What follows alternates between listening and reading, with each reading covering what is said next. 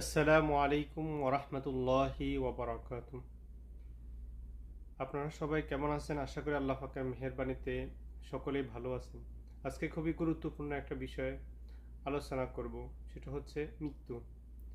মৃত্যু এক অবধারিত বাস্তবতা।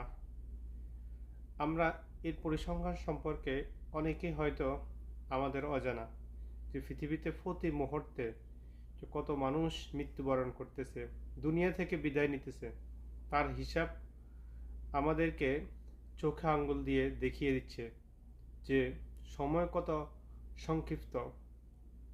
বর্তমান বিশ্বের যে আমরা যদি গড় পরিসংখ্যানটা আমরা দেখি, তাহলে আমাদের সবাইকে মৃত্যু সম্পর্কে সচেতন করিয়ে দিবে যে প্রতি সেকেন্ডে দুজন মানুষ দুনিয়া থেকে বিদায় নিচ্ছে। মুসলমান বিদায় নিচ্ছে, অমুসলিম বিদায় নিচ্ছে, আস্তিক বিদায় নিচ্ছে, নাস্তিক বিদায় নিচ্ছে। প্রতি মুহূর্তে, প্রতি মিনিটে প্রায় 105 জন মানুষ দুনিয়া থেকে চলে যাচ্ছে। প্রতি ঘন্টা প্রায় 6,316 জন মানুষ দুনিয়া থেকে বিদায় নিয়ে চলে যাচ্ছে। প্রতিদিন 1,51,600 জন মানুষ পৃথিবীর মায়া ত্যাগ করে তারা দুনিয়া থেকে চলে যাচ্ছে। এই বিশাল পরিসংখ্যানের ভিড়ে আমি আপনি হয়তো পরবর্তী সেকেন্ডের মানুষটা আমরা হয়ে যেতে পারি। দুনিয়ার মোহ আমাদেরকে গাফিল করে রেখেছে। রব্বুল আলামিন ইরশাদ করেন, আলহাকুমুত তাকাসুর হাত্তা জুরতুমুল মাকাবির। যে প্রাচুর্যের প্রতিযোগিতা আমাদেরকে যে মোহগ্রস্ত করে রেখেছে, যতক্ষণ না আমরা অর্থাৎ কবরে উপনীত হই ততক্ষণ আমাদের আসলে বিবেক জাগ্রত হয় না।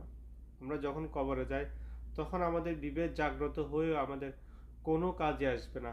তখন আমাদের সেই আফসোস, অনুতাপ আর অনুশোচনা সেগুলা কোনোই আমাদের উপকারে দিবে না। সেই জন্য মৃত্যু থেকে আমরা পালায়ন করতে চাই, অথচ মৃত্যু থেকে আমরা কোনোভাবেই আমাদের পালানোর কোনো পথে নেই। রব্বুল আলামিন ইরশাদ করেন, কুল ইন্নাল মাউতাল্লাযী তাফিরুনাহু ফাইন্নাহু মুলাকিকুম। অর্থাৎ তোমরা যে মৃত্যু থেকে পালায়ন করতে চাচ্ছ বা পালায়ন করছো, সেই মৃত্যু অবশ্যই তোমাদের সাথে সাক্ষাৎ করবেন। সুম্মা তুরাদ্দুনা ইলা আলিমিল গায়বি ওয়াশ শাহাদা।